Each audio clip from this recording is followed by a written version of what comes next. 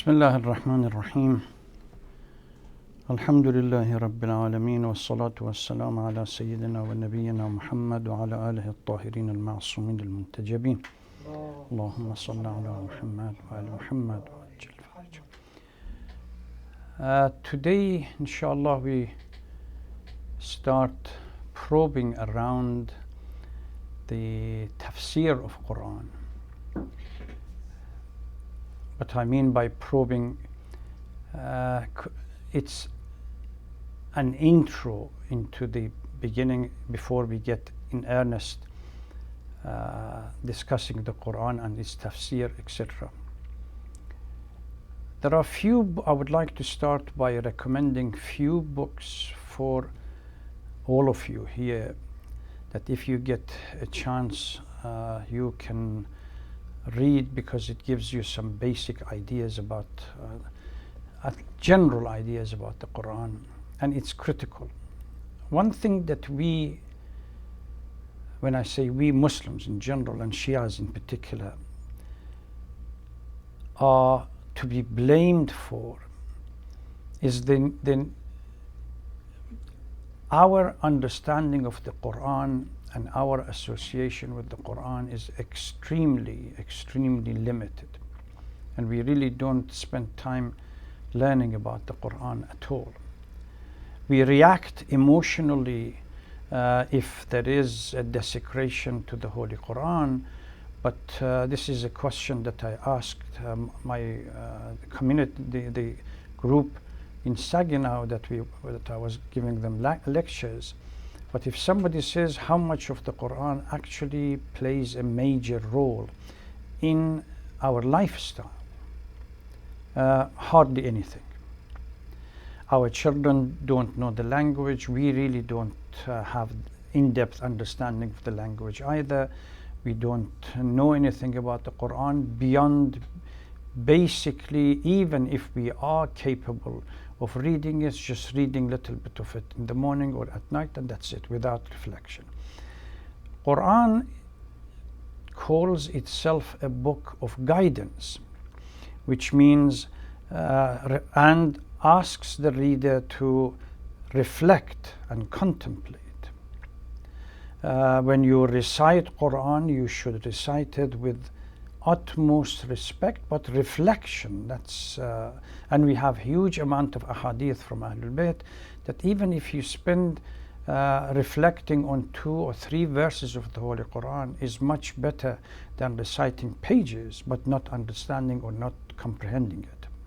So this is one thing that we really need to pay attention to, in addition to what Quran obligates us, because Quran is a book which constitutes the foundation of our faith in all of its aspects.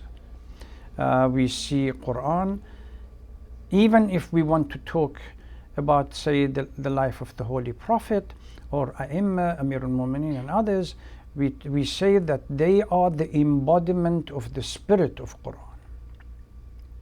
But Quran constitutes the essence. And in fiqh or usul al-fiqh, the 4 foundation for the juristical analysis is Quran, Sunnah, Ijma' and Aql. Quran is number 1. It's a book that we should refer to even if we are challenged by a number of ahadith, for example, that we see they don't make sense according to verses. I mean, ahadith from Imam Ja'far as-Sadiq, we are told, take these ahadith and present them to Quran. The books, sister was kind enough to put it on the page, so now we have to bring it back and send it to individuals. One was the Study Quran, at least for those who speak English, and the other one was Al-Bayan, the translation of Al-Bayan fi Tafsir al-Quran, one single volume that Ayatollah Khoei was able to write about the Quran, which was primarily, again, he considered it to be an intro into the tafsir as the first step. Because rather than starting from Bismillah ar-Rahman ar-Rahim, Surah Al-Hamd, and moving down, he tiptoed around by picking up certain themes and presenting them and dealing with them. Particularly the theme or the claim of misrepresentation in the Quran, the compilation of the Quran, and omission in the Quran. These are three critical issues that if we don't address them, they cause huge amount of challenge in our interpretation of Quran. The other issue that we really need to be mindful of, for somebody to start commentary about the Quran, there are few conditions that must be fulfilled. Number one, a proficient understanding of Arabic. Without clearly understanding Arabic, understanding of the Quran is going to be problematic. Because even in Western biblical studies, the debate has been there. If we have no access to original language of that revealed book, be it the New Testament, the Pentateuch, or for our case, the Quran, what we have is translation of a translation. And in every translation, we have a degree of omission and addition taking place. Because when somebody looks at the Quran and translates it, they translate it according to their own mindset. And that translation, within each translation, little bit of the original intent of the book is removed and little bit of things are added. It could be not intentionally, but this is what happens. During the time that I was at Aleph School of Theology, the professor who was dealing with it brought us copies of the Old and New Testament, say 1,000 years ago, for the sake of argument. And he said, as the monks were using part of their time to write this, because there was no publishing and print available, and they had to actually write them by hand. And there were a group of monks dedicated to writing and copying. Even when you have the original or another copy in front of you, you try to copy it, there are minor changes taking place. And this minor change somehow expanded as the copying takes place. So over time, we have huge amount of text omitted because they compound, and huge amount of text added to it. That's why understanding the original language is so critical. And that's where it puts us at a disadvantage when we really don't spend time Arabic. Even when we send our children to school Saturday and Sunday, is purely just to have basic understanding of the language, to be able to recite. No more than that. No reflection, no commentaries, they don't understand anything. So if you have families and so on, organize a time within the family that you sit and you discuss Quran, because Quran calls itself a book of guidance. Alif Lam Mim Dhalika al-Kitab La Rayba Fih Hudan lil Muttaqin. Huda means guidance for those who believe and who submit to command of Allah. And to really use and benefit from the Quran, we need that.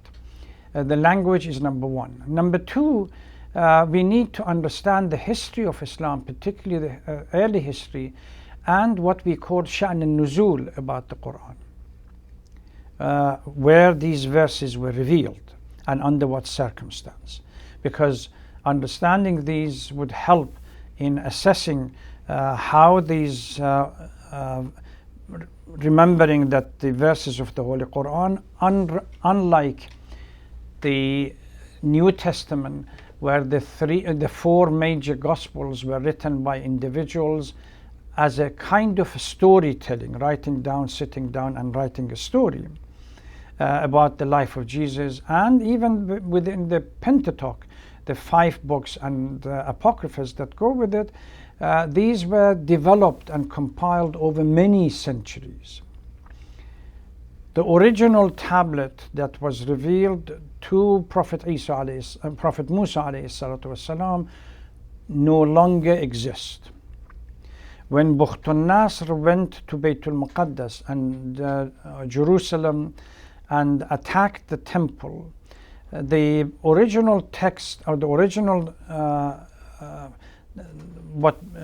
the scriptures or the original tablets were broken down. Those broken down, whatever pieces were left in the burned down or broken or destroyed temples. Most of the Jews were taken from Jerusalem and were taken to Babylon, where they stayed there.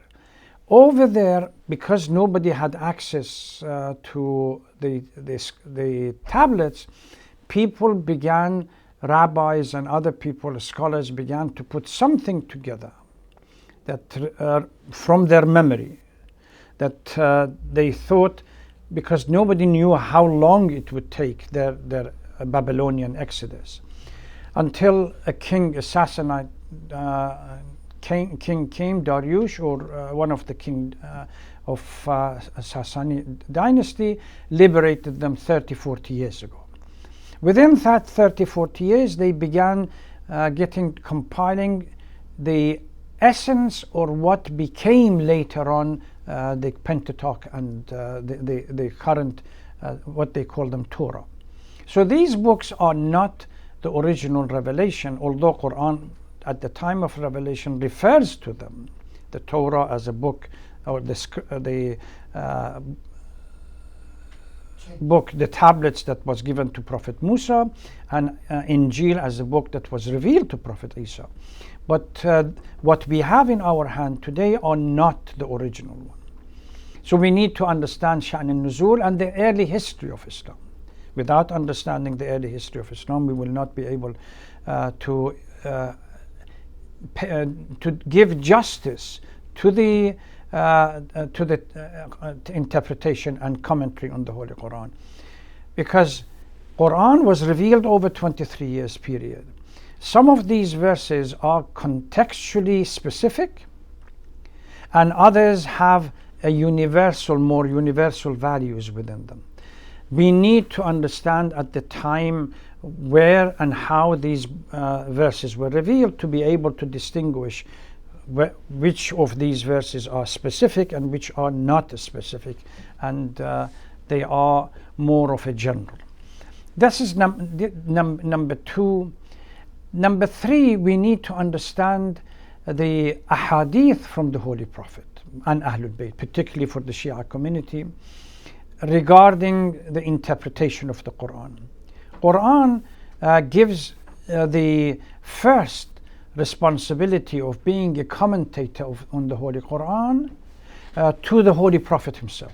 لِتُبَيِّنَ لَهُمْ.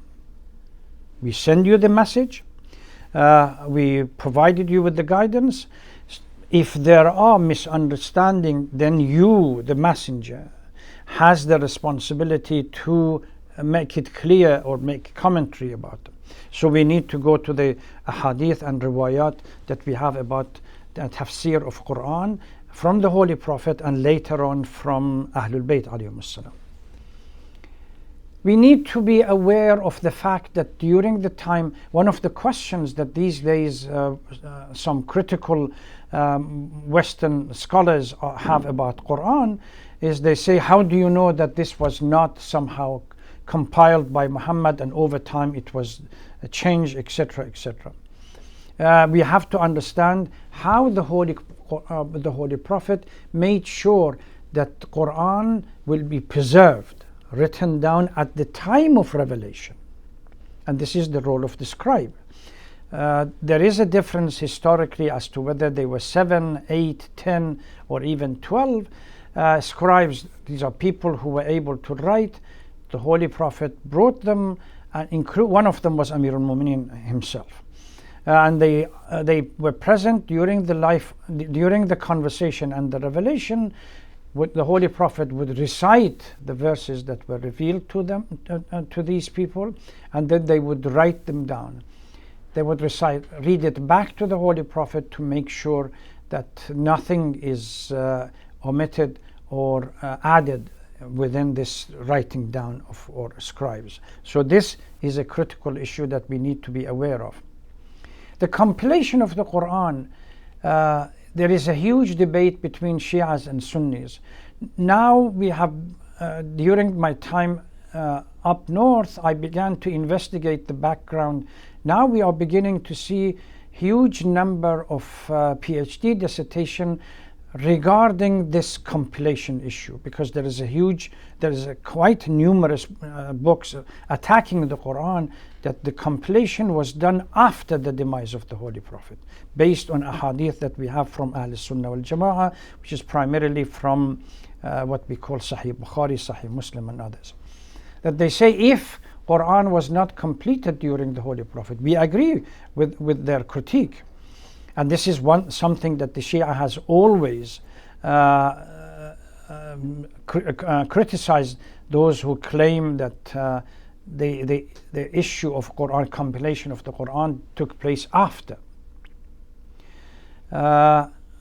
Sayyid al-Askari, Murtada al-Askari, which is one of the scholars of the during my time as a child, he still was around, but then he passed away some times ago.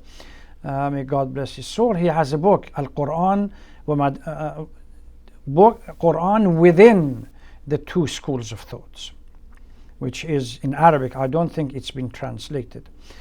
Which he looks at the Quran and the approaches that both the Shias and the Sunnis are taking vis-a-vis the compilation of the Quran, the preservation of the Quran, the views about the Quran, etc. So that is, if somebody has command of Arabic, that is really another book that one could go after the understanding of, having basic understanding to go further up.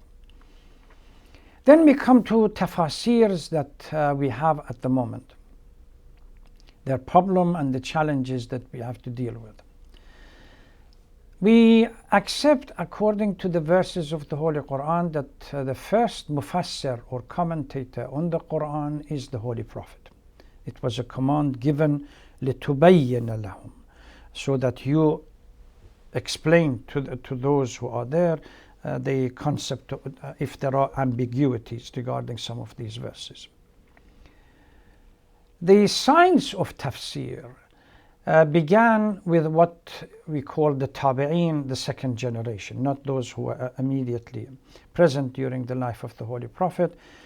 The Sahabas paid attention to learning Quran by heart.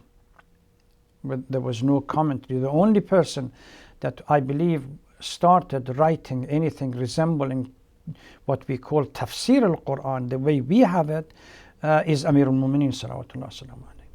During the period where he was marginalized, he used that constructively to write what later on became Mashaf Ali ibn Abi Talib.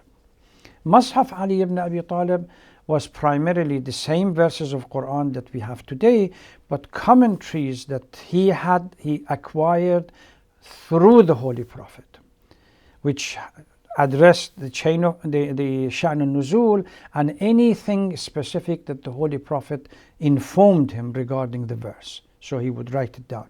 So did Fatima al-Zahra salamullah alayha, and we have a book called Mashaf Fatima.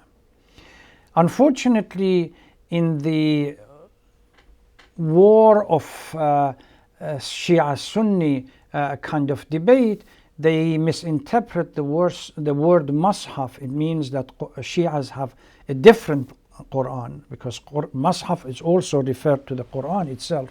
That when we say Mashaf Ali, Mashaf Fatima, mean we have a different Quran than the usual Quran that everyone has. Far from it. Shias believe that this Quran that we have is the same Quran that was revealed to the Holy Prophet. Nothing has been omitted, nothing has been added.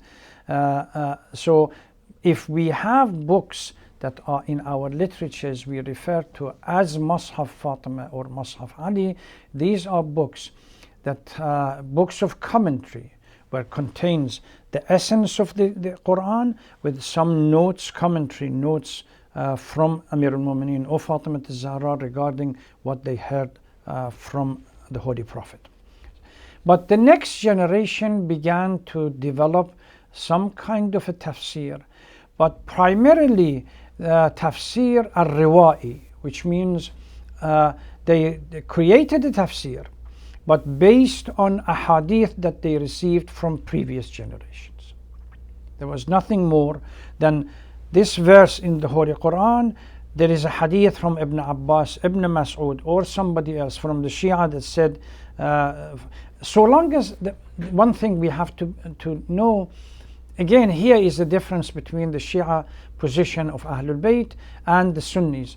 The Sunnis, because they were not, they did not associate with Ahlul Bayt, they had to rely on a hadith and Ibn Abbas, Ibn Mas'ud, and others.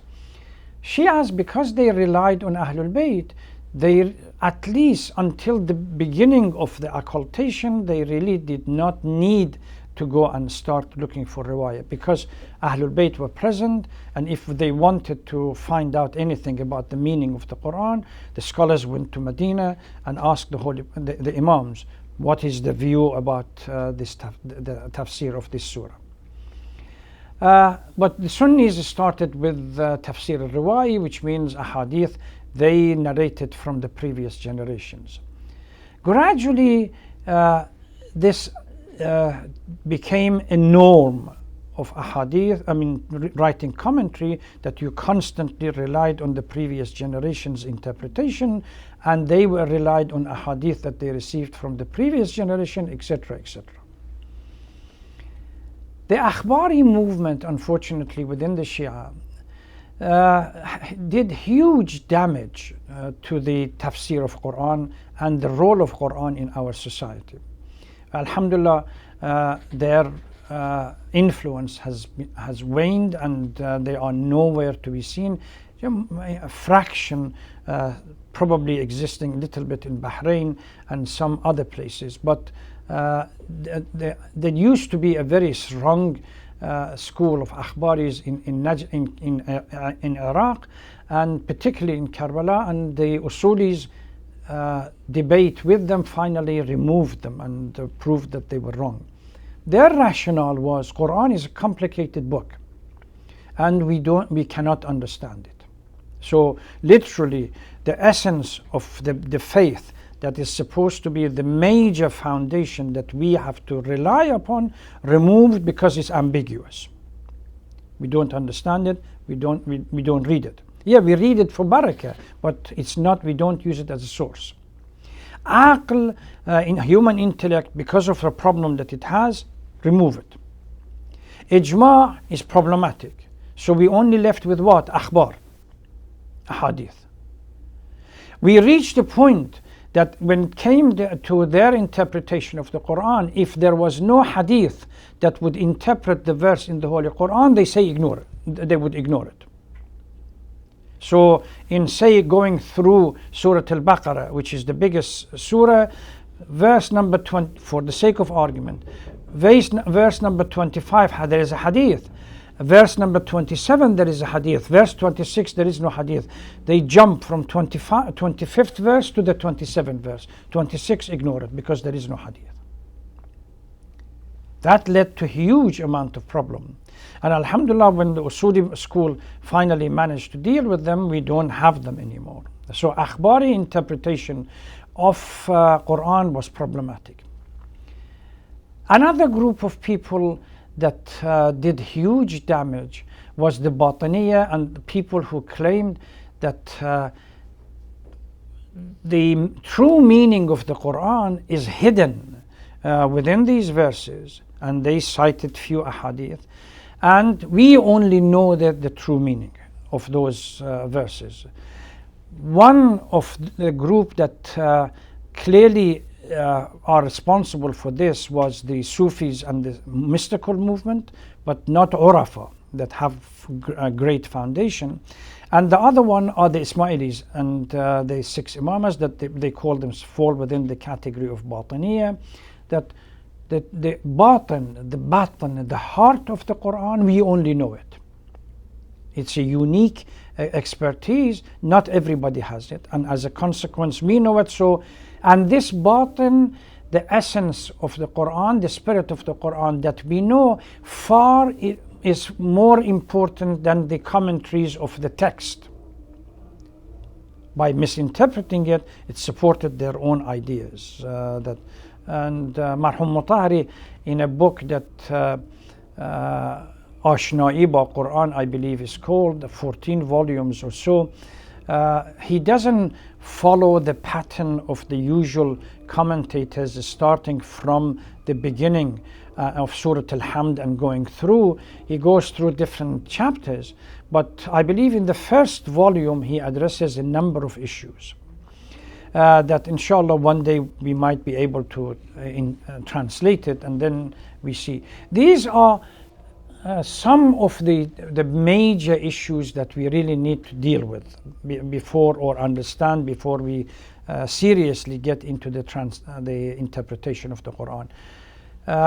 Another problem that we had with the classic interpretation of the Quran, that even people like Marhum Tabatabai, Tafsir al-Mizan of Nasir Makarim Shirazi and others have, is the interpretation starting from Surah Al-Hamd and coming down to Surah Al-Nas, from the beginning to Surah Al-Nas, which became very tedious for people to read. So